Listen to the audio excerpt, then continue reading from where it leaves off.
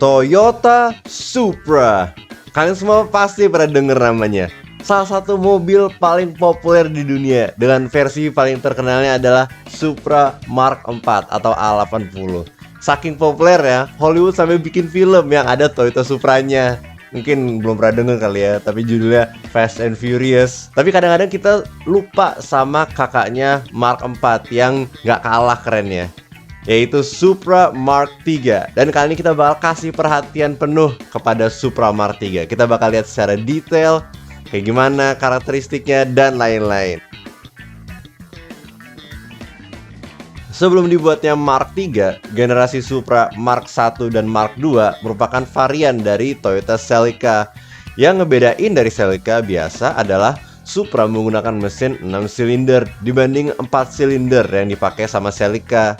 Tapi sejak Celica Gen 4, karena transmisinya yang dipasang menyamping dan drivetrain yang dulu rear wheel drive menjadi front wheel drive, udah gak mungkin lagi untuk bikin varian 6 silinder kayak Supra Mark I dan Mark II, karena udah gak ada ruang lagi di depan.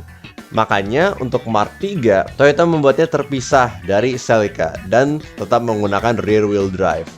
Ketika Supra Mark III dirilis awal tahun 1986, terdapat chassis yang baru, suspensi yang baru dan independen, serta dikendalikan secara elektronik dengan sistem yang disebut Toyota Electronic Modulated Suspension atau TEMS, power steering, ABS, dan rem piring ventilasi di keempat rodanya. Walaupun Mark III sedikit lebih pendek daripada gen sebelumnya, beratnya justru nambah 170 kilo karena banyaknya alat yang standar dan diperlukannya penguatan pada bodi untuk opsi panel atap yang bisa dilepas pada pertengahan 1986. Terdapat variasi untuk jenis mesin yang ada. Untuk versi yang diekspor, mesin yang digunakan bernama 7MGEU 3.0 liter straight six yang menghasilkan 200 horsepower.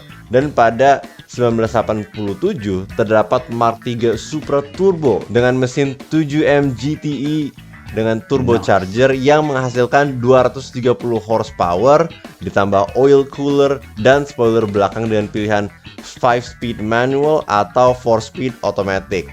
Selain itu, juga terdapat sports package yang standar untuk Supra Turbo dan opsional untuk Supra biasa, yang terdapat limited slip differential atau LSD, TEMS, pencuci lampu depan, dan sistem ABS baru untuk kedua roda depan. Untuk versi domestiknya, terdapat lebih banyak lagi variasi.